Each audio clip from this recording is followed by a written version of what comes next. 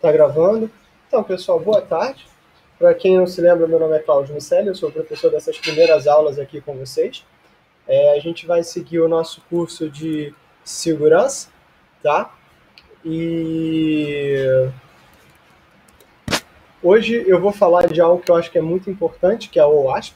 A OWASP, né, eu vou fazer uma introdução e mostrar quais são os padrões da OWASP. O que é o OWASP? O OWASP vem de Open Web Application Security Project, então está nesse link aqui, www.oasp.org.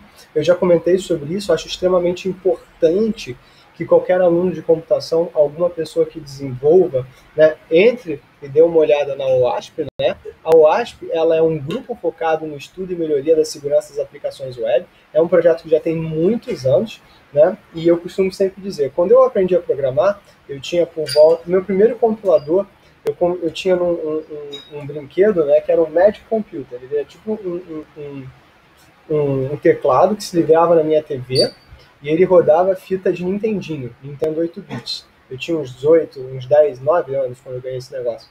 E ele tinha um negócio que eu só vinha descobrir que era um compilador basic, né? Então, na verdade, ele, no manual dizia que era um negócio para você escrever jogos.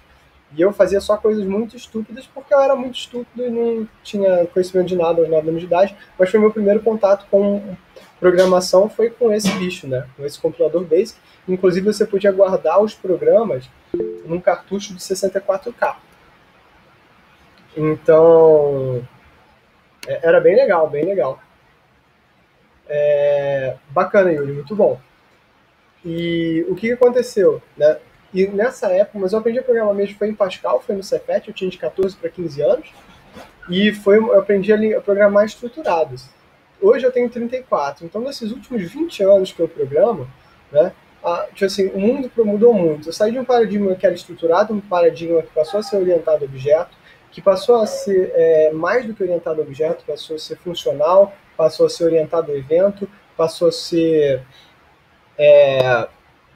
continua sendo orientado a objeto, mas que você passou a ser orientado a teste, você tem que ter segurança como requisito não funcional.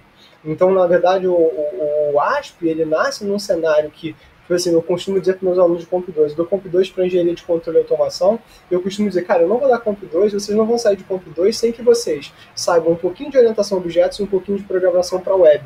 Né? Por quê? Porque não adianta. Hoje a tua aplicação, ela é uma aplicação que ela provavelmente ela é web, mas ela é responsiva, então tem um monte de pequenas coisas que você precisa fazer. Então, ASP, né, tem centenas de voluntários ao redor do mundo, e hoje, se você quer trabalhar com desenvolvimento, é muito importante que você entenda o ASP, ou que você saiba o que é, ou que você saiba o que é segurança, ou se preocupar com segurança.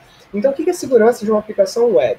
Não é segurança de redes, né? Segurança de rede, segurança de infraestrutura. Né? Então, é proteger o que a gente chama de custom code, o código da sua aplicação, proteger bibliotecas, proteger o teu back-end, ou seja, a infraestrutura, né, de software atrás que carrega, e a gente vai falar um pouquinho sobre o caso da Sony, da PS Store, né, e proteger aplicações e servidores web. Né? Então, a PS Store, há uns anos atrás, logo quando ela lançou, se não me lembro se era o PS2 ou o PS3, ela teve um leak absurdo que vazou os cartões de crédito de diversos usuários. E esses cartões de crédito dos diversos usuários que foram vazados, que causaram um problema imenso, né, e fez com que a Sony perdesse bilhões de valores de mercado num dia só desse vazamento, o que eu até acho justo, né, porque ela vazou seus cartões de crédito. Né? E isso é muito importante, porque isso descobriu-se que, na verdade, era um servidor Apache, né, um servidor web, um servidor que servia páginas, né, que estava desatualizado. E aí foi feito um port scan, esse cara respondeu e mostrou que estava desatualizado, o cara foi lá na basezinha do CVE, ou sabe-se lá Deus como o atacante fez, e aplicou um exploit bastante zebunda, bastante conhecido, conseguiu acesso ao tráfego, né, ao acesso ao servidor da PlayStation. Então, olha só que coisa interessante. E onde é que surge essa falha? Surge porque, normalmente, quando a gente fala de segurança de redes, a gente normalmente ignora o conteúdo do tráfego HTTP, ou seja, o tráfego da camada de aplicação. Né? Seja através de firewalls, seja através de certificados digitais, através de sistemas de detecção de intrusos, né? ou então, quando a gente faz o hardening dos sistemas operacionais, ou o hardening do database, o que a gente entende é o seguinte: se o tráfego HTTP é legítimo, o que quer que esteja dentro daquele tráfego HTTP é legítimo. E de onde é que vem esse pensamento? Vocês têm que lembrar o seguinte: se vocês lerem o capítulo 1 do Kurose, para aqueles de vocês que não têm a manha de programação de rede, né, eu vou deixar um conjunto de vídeos que tem no meu canal, que trata sobre o capítulo 1 do Kurose. Existe um conceito chamado conceito do encapsulamento, né, onde a rede de computadores está dividida em camadas, e que, na verdade, cada uma das camadas ela presta serviço para a camada imediatamente acima. Ou seja, a mensagem da camada de cima ela é encapsulada no protocolo da camada de baixo. Né? Só que a camada de aplicação, onde fica o HTTP, é o protocolo que está mais em cima. Né? É a camada que está mais em cima. Então, simplesmente, se vem uma mensagem HTTP, o que está dentro da mensagem HTTP é considerado como legítimo. E aí que mora o problema. Olha só como é que é a aplicação. Então, o seu código é parte da segurança. Então, aqui está a camada de aplicação, onde você está interagindo. Normalmente a gente está interagindo. Eu costumo dizer que hoje a web é HTTP. A gente passa 95% da web. Eu, inclusive, vou dar para a SI e para a SA uma aula de tópicos especiais em programação, que vai ser programação para a web, tá? Porque hoje o mundo é web. Você pode vir, provavelmente ela vai ser em JavaScript, essa disciplina, não deve ser em Python, apesar de eu gostar muito de Python. E por um motivo simples, você pode chegar a abrir o teu computador todos os dias, comprar um computador novo, independente do sistema operacional, ele pode vir sem nenhuma aplicação nativa, ou sem quase nenhuma aplicação nativa, mas ele vai vir com browser. Então, por exemplo, se você comprou uma máquina Linux, vai vir com Firefox, vai vir com Midori, vai vir com alguma coisa. Se você comprou um Chromebook, vai vir com Chrome OS, vai vir com Chrome, né? Se você comprou um Mac, vai vir com Safari. Se você comprou um Windows, vai vir com Edge, né? E você pode baixar um browser de verdade. Então, né, você está usando você vai estar usando a web o tempo todo. Então, na verdade, primeiro, assim, hoje, quando você vê o cenário de desenvolvimento, quando você fala em full stack developer, na verdade, normalmente você está falando de um cara que vai programar em JavaScript bastante bem, né, e vai isso tanto para a parte de front quanto para a parte de back, ou então vai usar front em JavaScript e o back em alguma outra coisa. Você vai estar falando de aplicações híbridas, né, quando surgiram, eram muito complicadas. Hoje em dia é bem tranquilo de fazer. Então não é muito trivial, não. O mundo mudou um bocadinho da época que eu comecei, né? Mas essencialmente, tipo assim, hoje a web é o teu passaporte para tudo. Você consegue, inclusive, né, sem ter nenhuma ideia na tua máquina, tá programando. Então isso é muito louco, isso é muito legal. Tá? Então, na verdade, o teu código ele é parte da segurança no sentido de que ele é justamente o que normalmente, né, a galera de rede não vai ver. Então é tua responsabilidade, talvez o administrador da tua rede não consiga dar conta de realmente de ver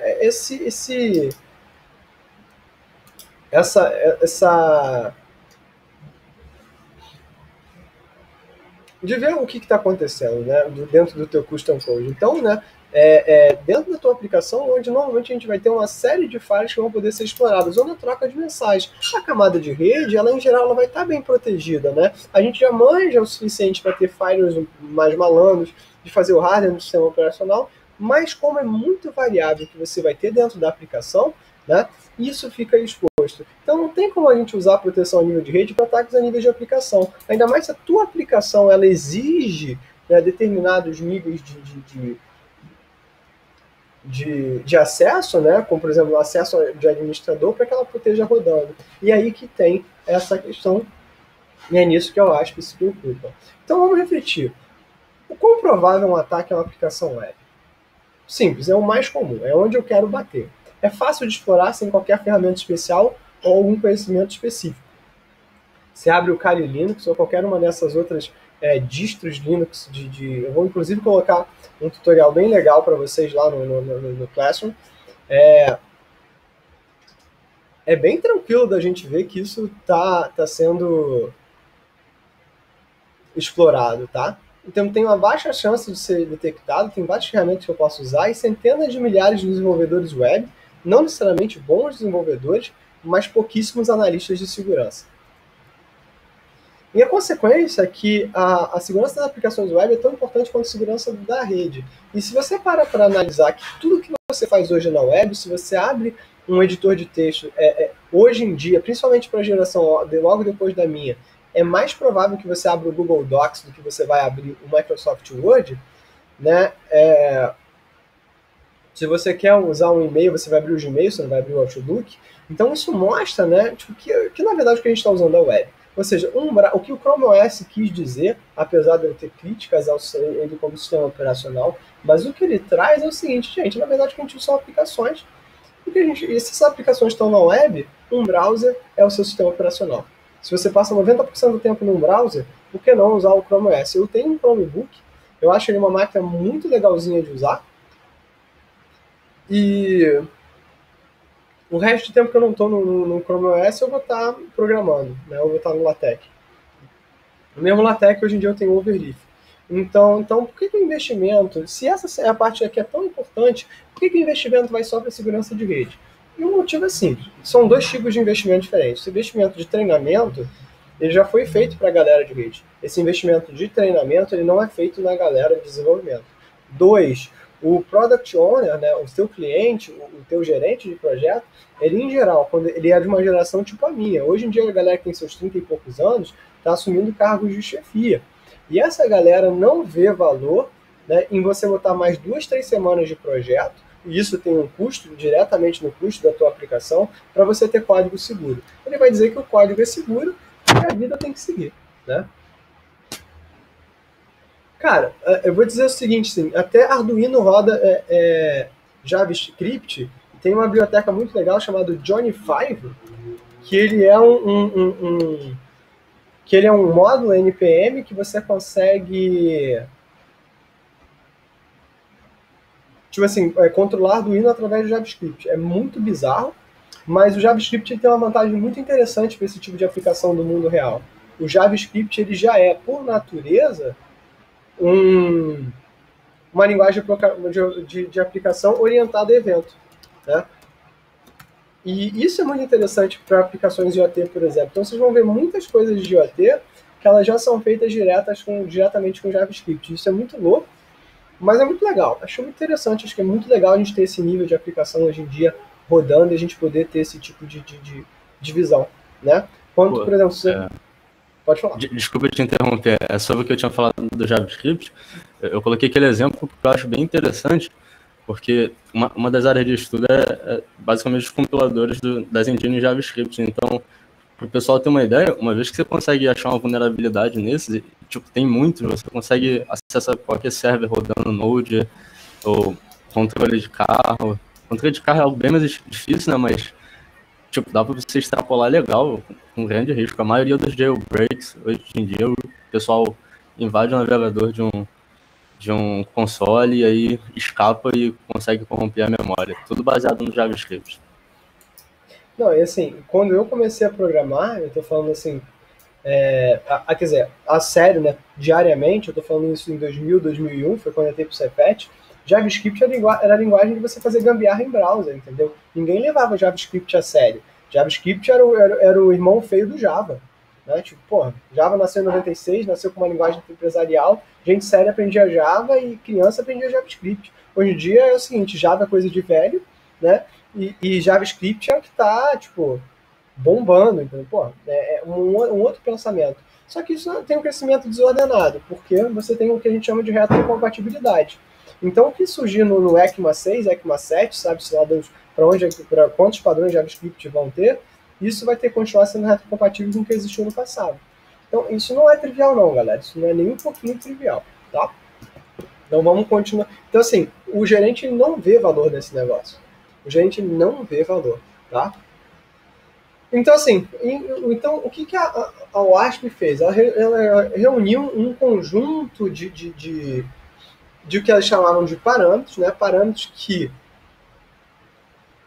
ataques, né, de coisas que você deveria verificar para garantir que a tua aplicação é segura. Então, assim, quando eu trabalho dando aula de desenvolvimento seguro, né, eu nunca dei essa disciplina para a UFRJ, mas eu já dei treinamento em company pela UFRJ para empresas públicas, né, eu digo o seguinte, você tem que fazer um mapa, assim, você fez o teu plano de segurança, aquele que eu mostrei na aula passada, beleza. Então o teu plano de segurança tem que levar em consideração os padrões da OWASP e o que você quer fazer. Então isso tem que ser um checklist, né?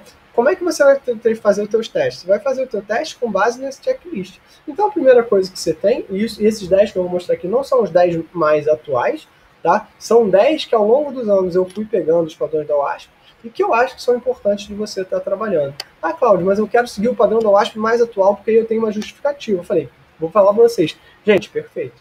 Tá ótimo. Faz isso sim. Então, por exemplo, uma das coisas é parâmetros de normalidade. Requisições HTTP vindas de browsers para web apps, como URLs, query string, form fields, hidden fields, cookies, headers. E as aplicações web vão usar essas informações para construir páginas. Então, eu posso mudar alguma coisa na requisição. É porque não tem ninguém do GRIS aqui que esteja... Tem aí alguém na turma, alguém do GRIS que estava comigo fazendo o trabalho lá com o tribunal? Que a gente estava fazendo? Eu tava. Então, é isso. É isso. O que a gente fez foi, na verdade, foi trabalhar com parâmetros não validados. Eles tinham tantos parâmetros não validados que era impossível não ter um que desse besteira. É claro que a equipe assim, e aí você nota a diferença entre uma equipe profissional e uma equipe de Zé Bunda. Porque para cada uma das coisas que a gente encontrava, né, os caras tinham uma resposta, os caras faziam um patch, e isso é muito sério. Quando o Daniel falar com vocês sobre patch, vocês vão ver umas coisas muito interessantes. Né? Um ataque muito famoso é o Web Scarab, né? Shellcode em JavaScript pela primeira vez é muito legal mesmo, mas assim, a quantidade de ataques que você tem a páginas PHP até hoje também é muito grande. Então, assim, vamos seguir esse barco para frente. Né? Como é que eu vou mitigar um parâmetro não validade? Você tem que checar antes de usar qualquer coisa. Você tem que criar padrões antes de fazer checagem. Você tem que fazer a verificação do lado do cliente. Verificar simplesmente no lado do cliente vai surtir pouco efeito. Então você tem que garantir que você só manda o necessário e rejeitar qualquer coisa diferente da não especificada. Ou seja, tem que fazer uma coisa que a gente odeia fazer. Tem que fazer teste unitário, né?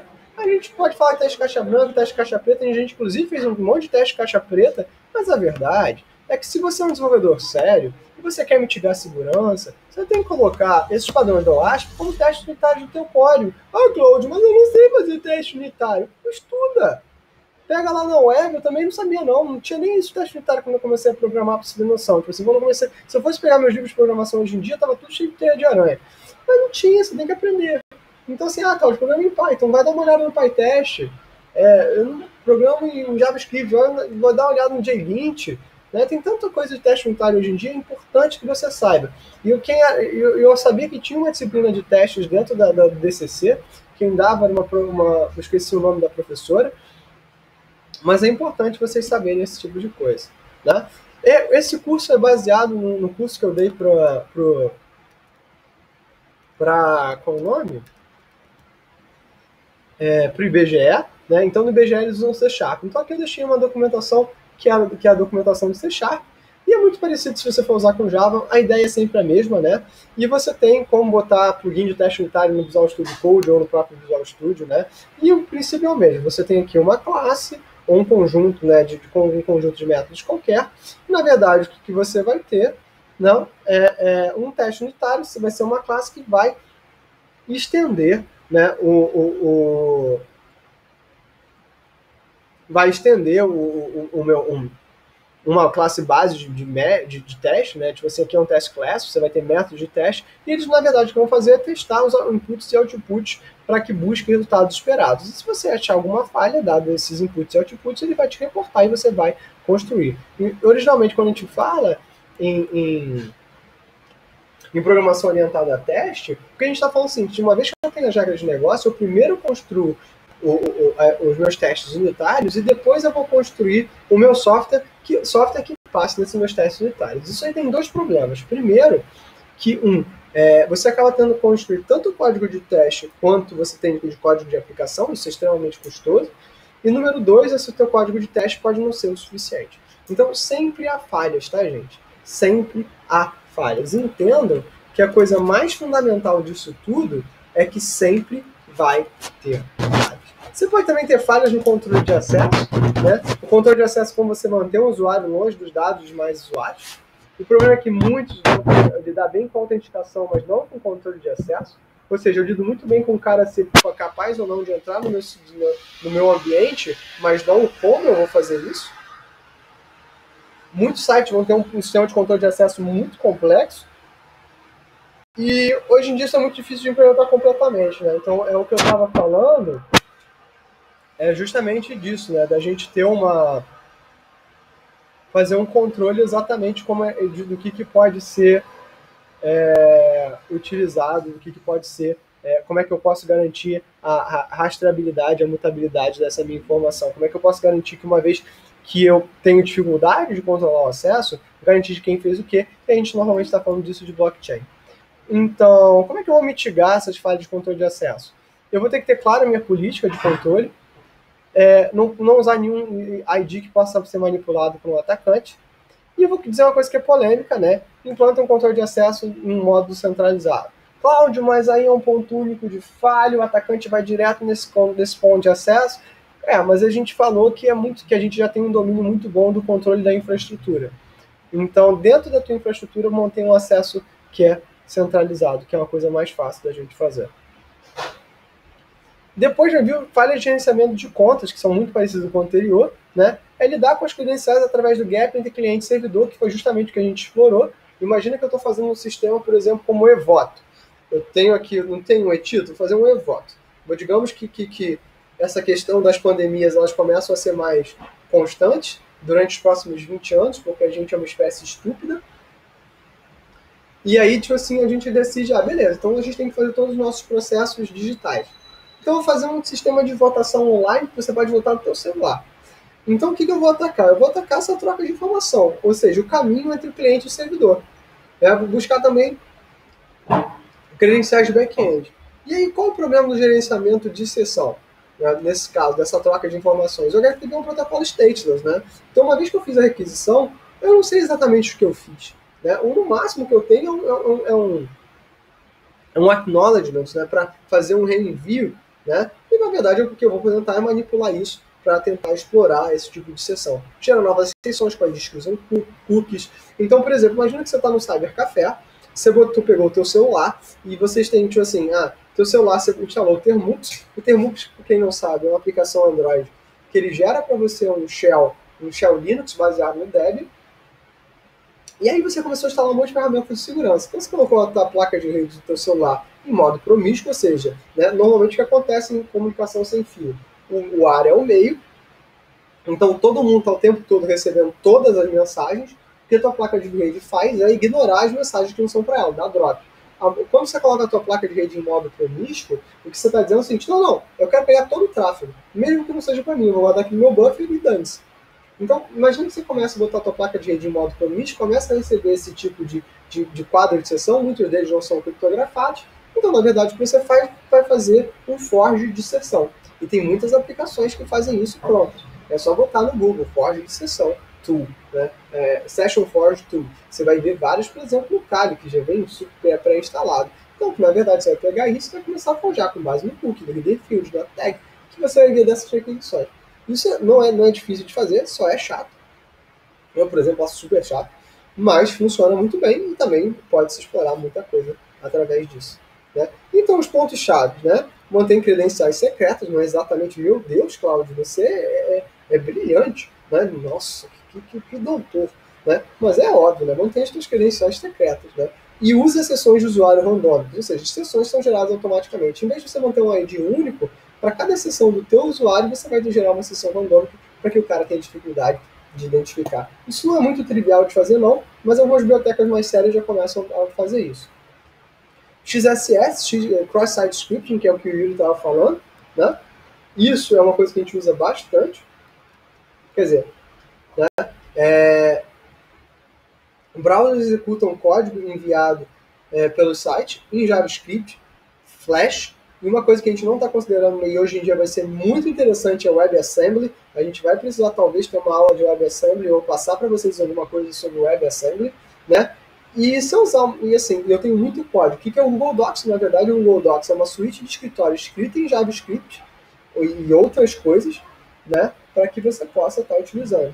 Mas e se o atacante usar uma página para direcionar um ataque? Como assim? Eu armazeno. O que o Google Docs faz? Lembra, na web não tem nada que não seja troca de arquivos. Então o HTTP, na verdade, o que ele faz é troca de arquivos. Então quando você pede a página do Google Docs, o que você está pedindo? É para baixar uma série de códigos em JavaScript, ou qualquer que seja a linguagem, que eles vão ser executados pelo teu browser e vão trocar código HTTP com ou Quick, né, hoje em dia, né, com o Google para armazenar as suas informações. Né? Mas esse código JavaScript está no automático. Se porventura eu vou inserir um código malicioso dentro do código legítimo que você está recebendo, coisas bizarras podem acontecer. Como eu falei, existe o Code Banner, que é uma IDE Arduino na web, onde ele te pede para poder fazer a flash do teu Arduino acesso à tua USB. Agora imagina, por exemplo, que no acesso à tua USB você plugou o teu celular para carregar numa USB do teu computador. Ah, o teu carregador está longe, você está com preguiça, plugou o teu celular no USB do teu computador. E aí o cara flechou o teu celular.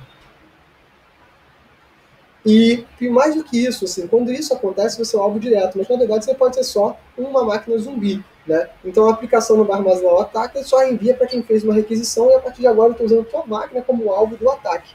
Né?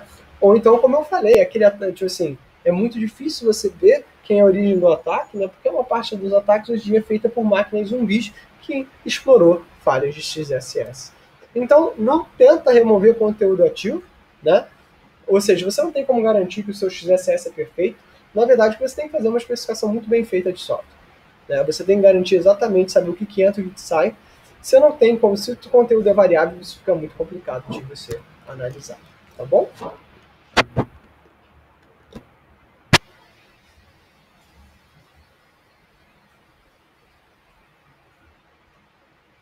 Cara, eu não vou dizer que um pentest que houve na TIC, o controle de página não era validado na parte da API, então ele permitia acesso ao quadro da hash das senhas quando você mudava para um GET para a API. Vitor, você não precisa de muito não. Tinha uma galera lá no Albert Einstein que deixou que o cara jogou pro Git as senhas públicas. E ficou um mês lá no Git. Isso é o cúmulo da falta de cuidado, entendeu? Eu ia dizer outra coisa, mas graças a Deus eu me policiei. Yuri, o Asm realmente é um novo vetor de ataque. Mas, e sabe por quê? Porque as pessoas não sabem. Desculpa, professor, tem um colega meu pedindo avisar que ele não está conseguindo entrar. O senhor pode verificar se aconteceu alguma coisa de permissão? Cara, quem tem o dono dessa sessão, ele é o Sadok. Né? Alguém manda uma mensagem para o Sadok que deve ter uma galera tentando entrar e eu não estou vendo. Né? Sério, acho que é um bug do Google, porque eu estava tentando lançar pro meu outro e-mail e aí parecia que a sala estava vazia, que não tinha ninguém. Aí eu troquei de e-mail e aí consegui entrar aqui e você estava aqui nessa sala, com o mesmo link. Ah, não, pode ser, inclusive, que estejam só os e-mails que foram convidados lá pelo Sadok, entendeu? Talvez. Vou mandar uma mensagem para ele para ver se a gente ajeita essa sessão aí. Pelo menos está sendo gravado, então isso não vai ter mas é meio ruim que isso esteja acontecendo. Né? Como eu tirei todas as coisas para poder me dedicar só à aula de vocês nesse exato momento, eu posso estar recebendo um monte de mensagens que eu nem vi onde é que estão. Cara, assim, e a questão voltando à questão do WebAssembly, a grande questão é que as pessoas não sabem mexer com isso hoje em dia, e tem um monte de gente mexendo de orelhada e fazendo um monte de cagada, tá? Um monte de coisa muito ruim acontecendo, tá? Cláudio, sobre o WebAssembly, só para te completar, que eu tinha falado lá, voltando também, né? Quando eu tinha falado do JavaScript, eu não estava falando bem de XSS, eu estava falando literalmente de você corromper os endereços de memória com JavaScript. E aí a parada com o WebAssembly é que hoje o código que você sobrescreve em JavaScript, no JIT compiler e tal, ele não tem mais permissão de execução. Logo no começo, quando o JavaScript era só brincadeira, ele tinha, né? Aí o que acontece? Hoje em dia o ASM tem essa permissão de escrita, então, quer dizer, de execução. Então quando alguém consegue corromper a memória de um ASM, por exemplo, de uma função ASM, você sobrescreve com a sua shell, é só você chamar a função do WebAssembly que vai rodar na hora, entendeu? Cara, eles corrigiram o JavaScript e deixaram o WebAssembly. Uma das coisas que hoje em dia eu mais vejo os ataques era tentar você explorar os próprios engines, entendeu? Quando você tinha, por exemplo, ataques de buffer overflow antigamente, quando surgiu o Java tinha uma coisa que ele alardeava o seguinte: eu sou imune a ataque de buffer overflow. Então o que a galera começou a explorar não era o buffer overflow no Java, mas um buffer overflow na máquina virtual. E coisas muito parecidas estão sendo feitas com os motores de JavaScript. E o que aconteceu com esses motores de JavaScript? Né?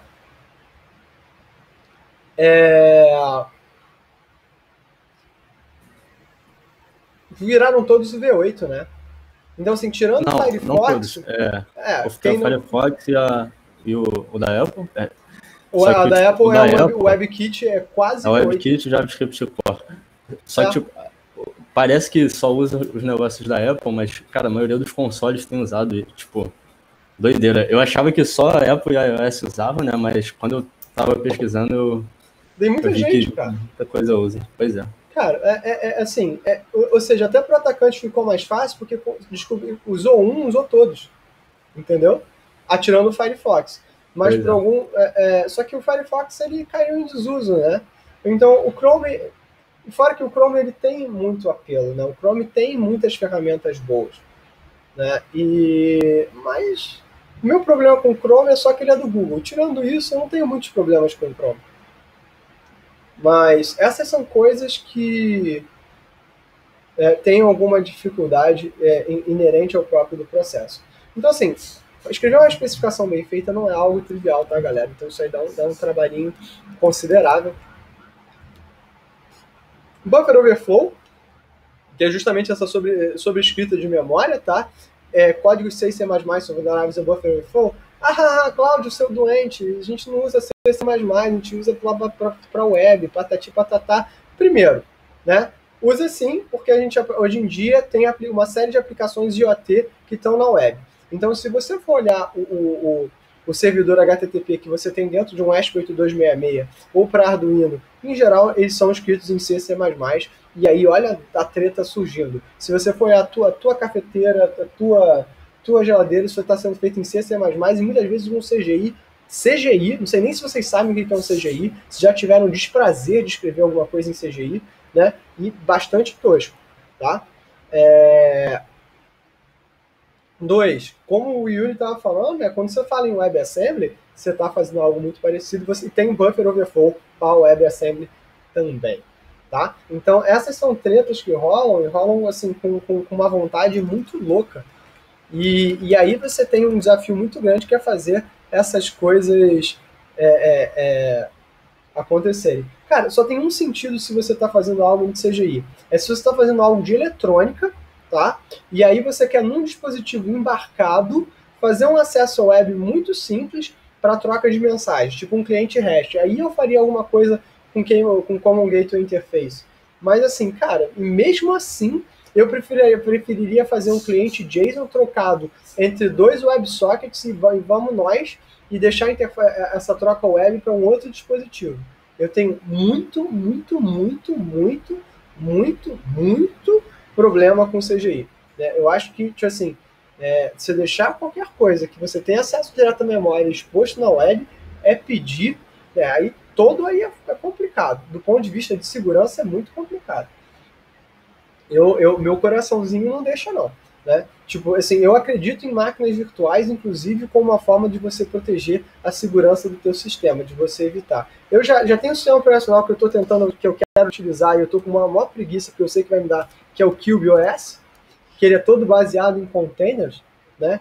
Tudo é containerizado. A ideia será containerizar isso tudo, tá? Então, a máquina virtual é um começo dessa containerização. Outro ataque que envolve diretamente disso é o ataque de injeção de comandos e códigos, né?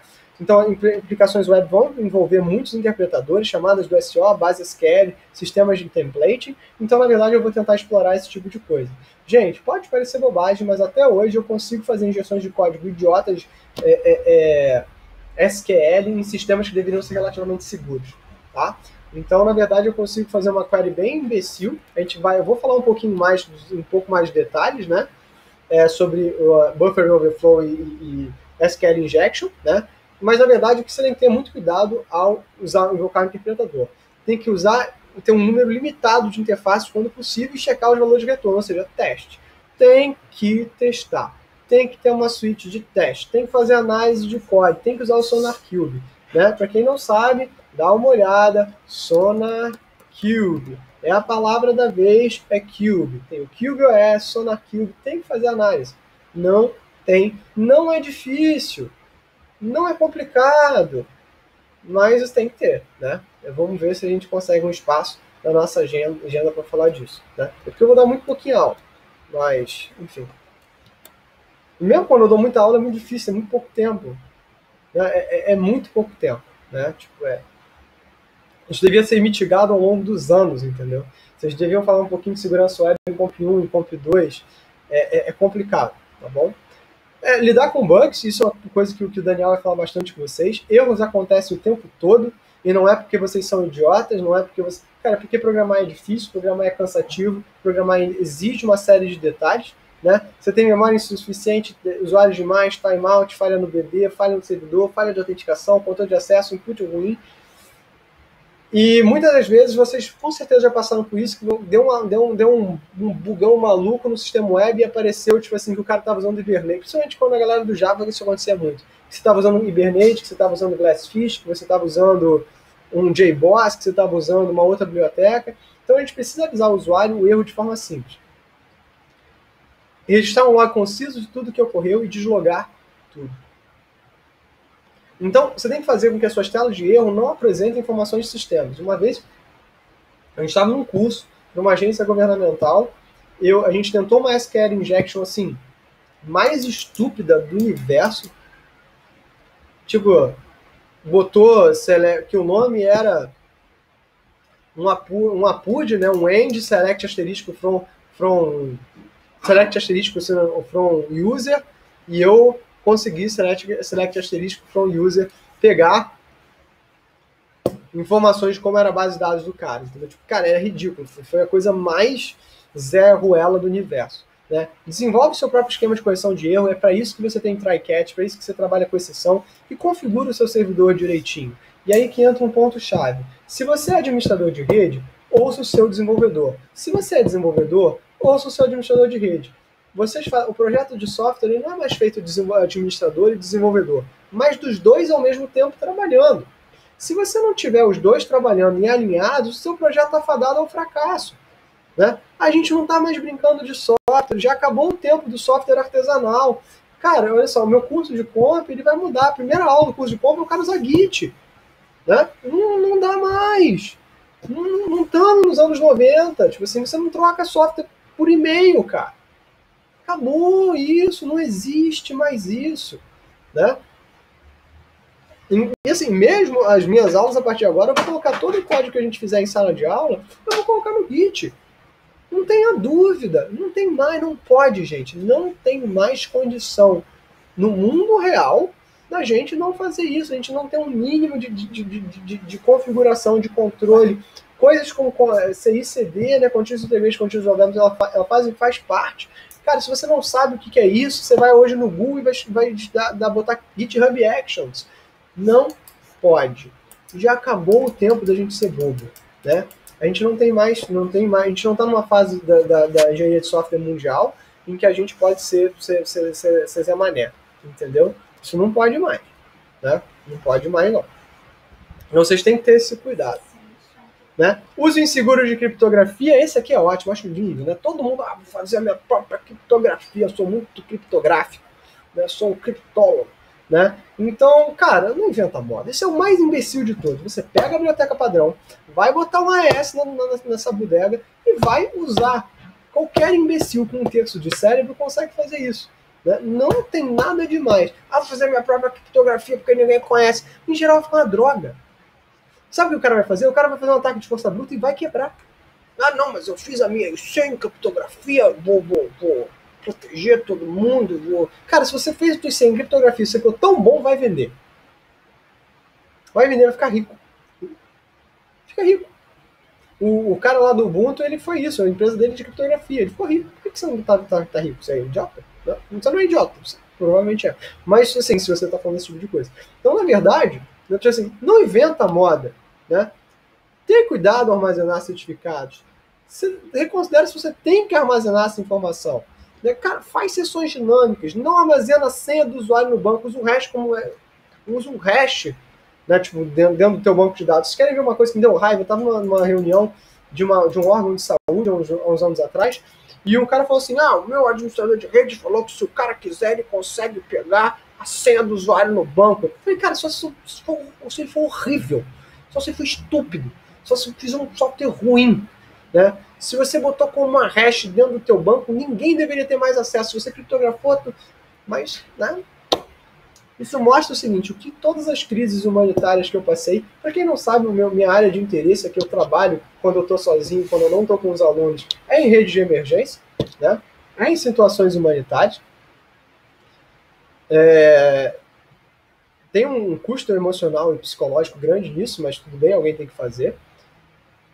Cara, e a quantidade de gente estúpida e fraca e que não tem preparo para trabalhar na área de TI é muito grande, e isso vem logo do que a gente tem do déficit da mão de obra de TI. E aí você vai ter gente que ainda vai salvar o usuário sem texto plano dentro do banco, né? Uma coisa é você fazer uma aplicação para Tia Teteca, outra coisa é você fazer uma aplicação para o Banco do Brasil, fazer uma aplicação para o Banco Mundial, fazer uma aplicação... E aí não tem como conversa, tá? Hoje eu digo para vocês, assim, eu cheguei à conclusão que eu estou de saco cheio de programar. Eu meio que cansei, entendeu? Tipo assim, são os mesmos problemas sempre, é cansativo, patati, patatá. E acho que quando você chega nesse estágio, você tem que reconsiderar uma série de coisas na sua vida e pensar o seguinte, o que você quer da sua carreira, né? E essa é uma questão muito séria, né? Porque senão você começa a criar esse tipo de erro idiota simplesmente porque você está cansado. E muitos erros vêm de você ter uma série de programadores que são só programadores, não conseguem fazer mais nada da vida, e eles estão de saco cheio, tá? Então não façam isso para vocês.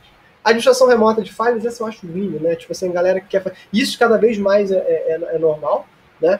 Muitos sites permitem administração remota, que é muito poderosa e muitas vezes escondida, e isso é difícil de proteger. E nesse tempo de Covid, isso que não era nada, isso passou a ser muito importante. Deu problema na tua máquina, deu problema na tua aplicação, e você pede para alguém remotamente corrigir.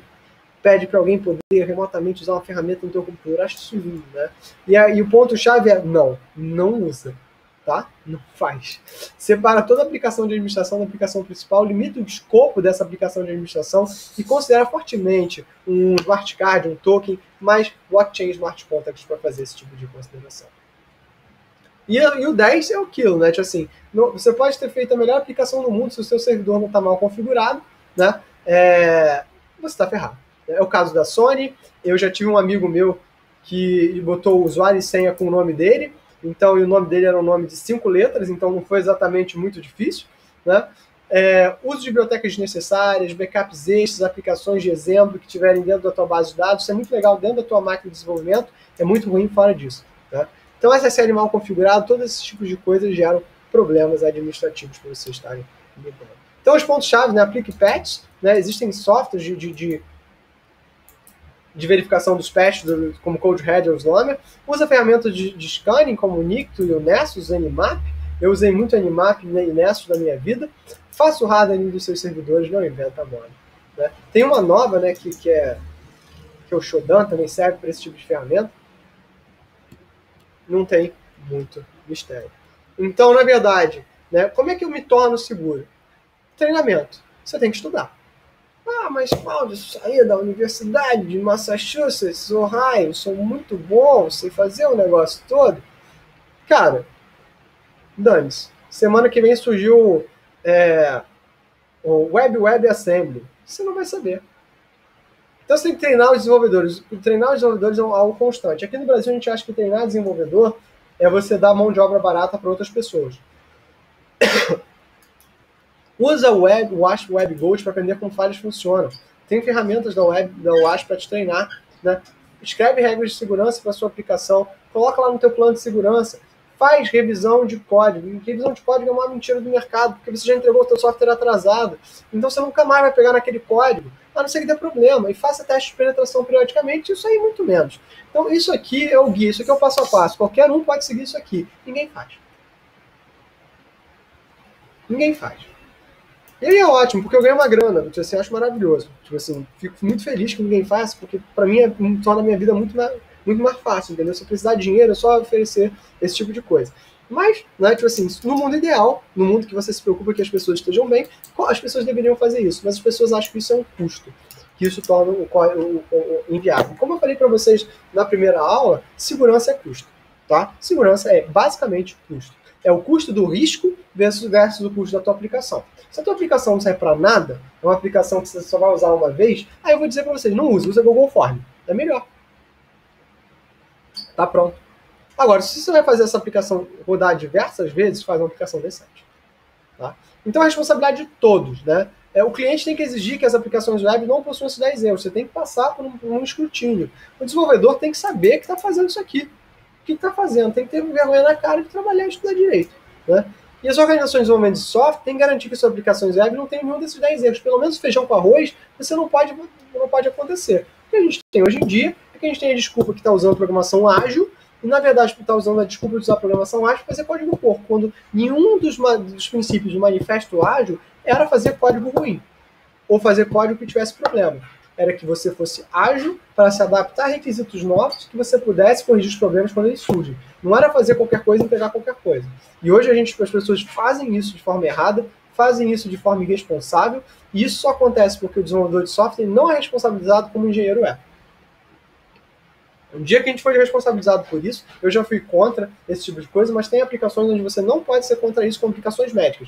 Imagina o seguinte, você tem confiança. Imagina que o teu colega que senta do teu lado na faculdade é o cara que vai escrever o software que vai controlar o marca-passo da tua mãe. O quão confiante você estaria sobre isso? Né? E isso tem que passar na cabeça de vocês. Ou então, o cara que tá do teu lado é o cara que vai escrever o software, que vai medir, que vai sensoriar a ponte Rio-Niterói quando você estiver passando. O quão confiável, o quão confortável você está com essa informação? Não? Ou que vai controlar o avião que você está voando. O quão confortável você está com essa informação? Então é por isso. Segurança, né, qualidade de software, é responsabilidade de todo mundo. Né? Então a gente tem projetos de DevOps, DevSecOps, que eles estão preocupados com isso, com qualidade e segurança. O educador tem que parar de ensinar programação insegura, e esse é o problema. Os nossos educadores hoje, quem ensina programação, aprendeu em 1900 e bolinha, né? Tipo assim, aprendeu que nem eu, então tem muita dificuldade de ensinar programação insegura. Outro dia eu peguei um código de exemplo da sala de aula para fazer um negócio meia boca super porco, e eu falei, meu Deus, Jesus amado, eu não tenho vergonha, que coisa ridícula. E mas assim, você usa o código exemplo que é mais fácil para o aluno entender, mas na verdade o que você está criando na cabeça do aluno é programação insegura. Então é por isso que o cara, quando faz um bootcamp de 6 meses, ele acaba aprendendo muito mais do que quando ele faz um curso de 6 meses na faculdade. Primeiro porque quando o bootcamp de 6 meses ele pagou, então ele está interessado em aprender. Segundo, quando ele faz isso na faculdade, o professor tem tanta preocupação de nivelar a turma que acaba ensinando código que, assim, que apesar de funcional, às vezes ele é inseguro, às vezes é ineficiente, às vezes é ruim mesmo, simplesmente para que todo mundo tenha um entendimento, todo mundo possa fazer um feijão com arroz mínimo. Isso é ruim. Isso é muito ruim. Né? Então, assim, existem muitas propostas, né, de como deveria ser um curso de computação. Eu acho que a gente ainda não chegou no qual seria um curso de computação ideal. Então, o gerente de projeto tem que ter um orçamento entre segurança e segurança de rede de aplicação, e tem que transformar a segurança parte do seu relatório de desempenho. Ou seja, falhou em falhas de segurança, em testes unitários de segurança, você tem que reportar. E hoje em dia isso não é feito. Tá? Então, pessoal, a votação via Google Form já fez, né? Cara, só a hash é insuficiente. Né? Tem que saltear também, Pedro. Você tem toda a razão. Mas olha só, se eu contasse para vocês a quantidade de vezes que nem hash tem,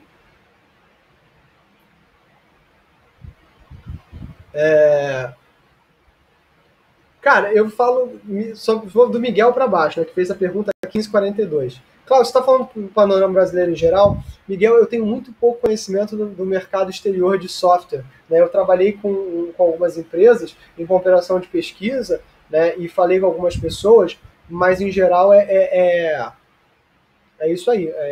Eu estou falando do mercado brasileiro.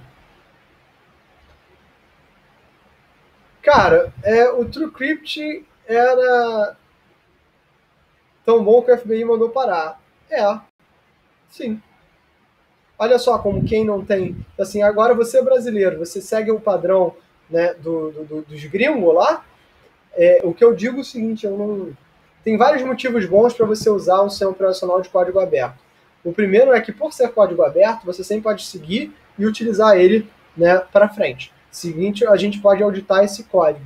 E mais do que isso, né, tipo, você não tem um FBI que possa, tipo, tocar o terror. Ou se tem, vai ter um fork desse código acontecendo em algum lugar.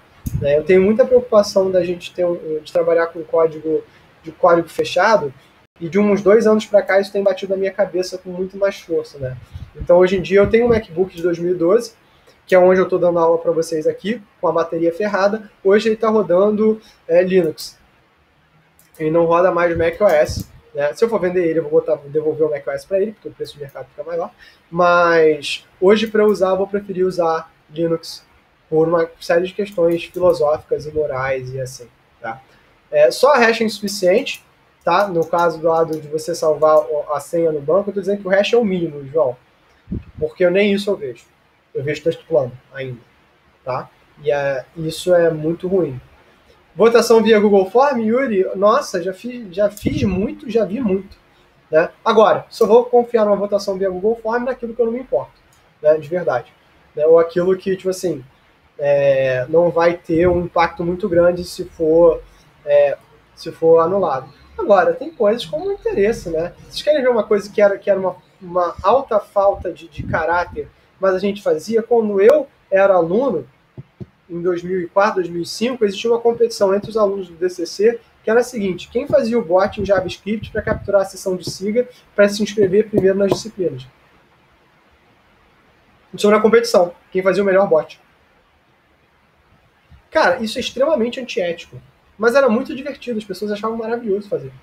Tinha vários bots, entende? Isso a gente trocava pelo Orkut, né? Ainda é pelo Orkut, meu Deus. A gente via essas coisas fazendo, assim. Não, sim, talvez agora não tenha mais como fazer isso, mas, assim, sempre vai ter alguma coisa que as pessoas podem fazer. Então isso é um jogo de gato e rato, entendeu? É uma corrida armamentista. Então, filosoficamente, o projeto é a responsabilidade de todos. Né? O que eu quero dizer com a aula de hoje é o seguinte: vocês não têm desculpas hoje em dia para fazer código vagabundo, né? Ou fazer código inseguro. Vocês têm que trabalhar duro para fazer o melhor código possível o tempo todo. E para que a sua aplicação seja segura. Ou se você está na parte de infraestrutura, você tem que prover a melhor infraestrutura possível para que o teu desenvolvedor possa se preocupar só com a parte de segurança. O que acontece hoje em dia, principalmente nas empresas que eu tenho visto, é que o pessoal confunde full stack com faz tudo. Entendeu? É o cara que ele é administrador de rede, faz os containers, ele faz programa, ele passa pano, ele faz o café. Gente, olha só, não tem como ser sério brincando de trabalhar, né?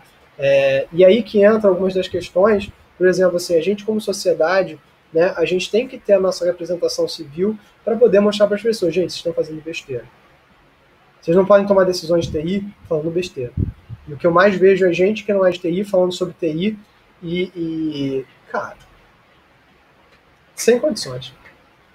Então a gente, como sociedade civil, a gente tem que se preocupar com essas questões. A gente tem que se preocupar com o que a gente está trabalhando. A gente tem que se preocupar com o que a gente está vendo. Tá bom? Senhores, vocês têm alguma dúvida, trauma ou desilusão? Coisas que vocês queiram perguntar, coisas que vocês queiram sugerir? Eu vou ver com o Sadoc essa questão das aulas, mas de aumentar os convites. Pede para quem não conseguiu entrar na aula de hoje me mandar uma mensagem no privado, para a gente ver se a gente resolve isso aí. Eu vou ver se eu tenho como fazer uma sala aberta dentro do Google Meet, entendeu? E aí pode ser que eu mude a sala de aula, mas aí eu vou colocar para vocês no Classroom, tá bom? Ou uma sala totalmente aberta. Ou pode ser que eu faça uma sala que seja só minha, o Sadoc faz uma sala que seja só dele, o Alan faz uma sala que seja só dele, tá bom?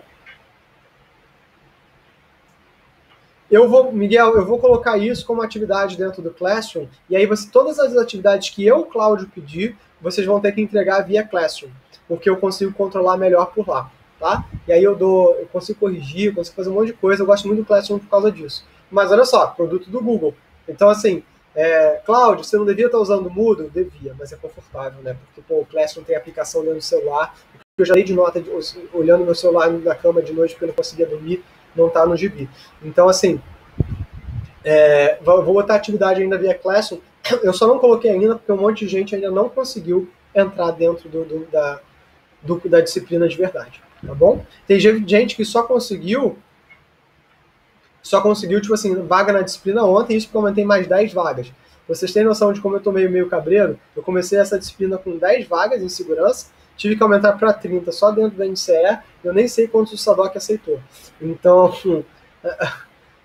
vida que segue, vamos trabalhar com esse negócio aí. Então, assim, tem gente entrando, eu vou postergar isso um pouquinho, tá bom? Das aulas que eu ia dar para vocês, essa é a terceira aula de 5. Na quinta-feira eu não devo dar aula para vocês, né? A gente vai estar competindo na última fase do desafio de startups do Vacathon, que vai acontecer justamente no horário da aula. Então eu vou combinar com o Sadoc como é que a gente pode fazer, tá? Se ele pode assumir para mim ou se eu vou pedir para algum dos meus alunos dar aula para vocês. Miguel, ele mas aí é uma questão um pouco mais, não é a questão do risco em termos de segurança.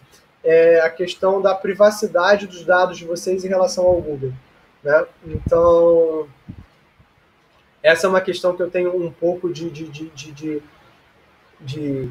eu estou um pouco chateado com algumas coisas. Por exemplo, assim, é muito cômodo usar o Google Meet é muito bom. É muito cômodo usar o Google Classroom é muito bom. Mas será que eu, eticamente, não devia estar dizendo para vocês, vamos usar o Moodle e vamos usar o Jitsi? Né? Será que Classroom mais Meet eu não deveria trocar por Moodle mais Jitsi? E essas são questões que eu tenho assim, bastante fortes na minha cabeça, que talvez fossem soluções melhores. Mas isso é um processo. E aí eu também quero que isso entre na cabeça de vocês. Qualquer mudança de paradigma, qualquer mudança de processo, ela tem que ser muito planejada, né? Porque no final das contas, o objetivo final do curso de segurança é que vocês tenham a aula do curso. O objetivo final do curso de segurança é que vocês tenham acesso aos materiais. E hoje o Classroom e o Meet atendem bem a gente. Sem que a gente faça uma migração planejada, e aí vem a questão do planejamento, a gente vai sempre passar para o nosso cliente, para o nosso usuário final, que ao usar software livre, o que você está fazendo é bacalhau. Não é isso que a gente quer passar para ele, né? Então, tem que ter, se você como profissional de segurança, profissional de computação, você tem que sempre prezar pela qualidade da tua entrega, pela qualidade do material que você está passando, tá bom? Então, é um overview. Por hoje é só. Eu espero que vocês tenham gostado. Vocês têm dúvidas? Vocês querem comentar alguma coisa? Vocês querem conversar? Vocês podem falar à vontade, né? Vocês sempre podem me mandar e-mail também, se vocês não quiserem falar publicamente. Cara, assim, eu acabei de dar o curso de segurança no período passado. Foi muito cansativo, principalmente porque eu estava dando 3 disciplinas, mas na verdade estava dando 5 disciplinas, porque eu estava dando as disciplinas de pós também. Enfim, eu preciso me organizar, tá? Eu preciso me organizar porque eu acho que vocês merecem aulas melhores do que as que estavam saindo, né? Então, por exemplo, eu gastei uma energia tentando fazer com que essas minhas primeiras 5 aulas elas dissessem muito do que eu quero passar para vocês, das minhas preocupações com a segurança em termos básicos, né? Então, eu gosto que as aulas tenham alto nível. Porque eu gostaria de ter recebido aulas de alto nível, não estou dizendo que eu não recebi, mas eu gostaria de ter recebido aulas de alto nível quando eu estava na graduação. Eu gostaria de estar empolgado, né?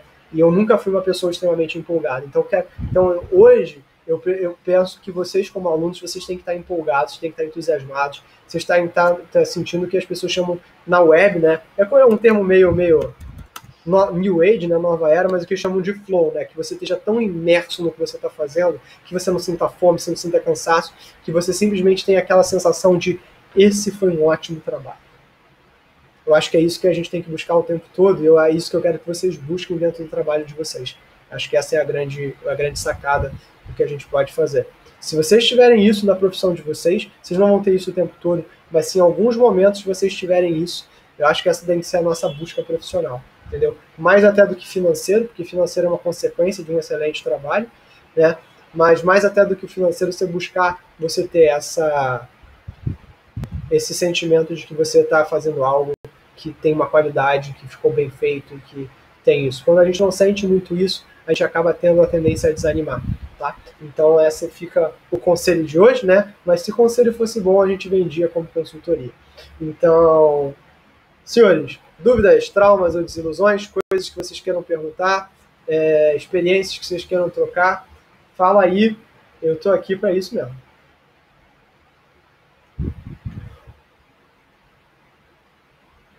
Dou-lhe uma, dou-lhe duas, dou-lhe três. Senhores, então estou parando aqui a gravação. Vou subir o vídeo já para o canal hoje, se o Google permitir. Parar a gravação.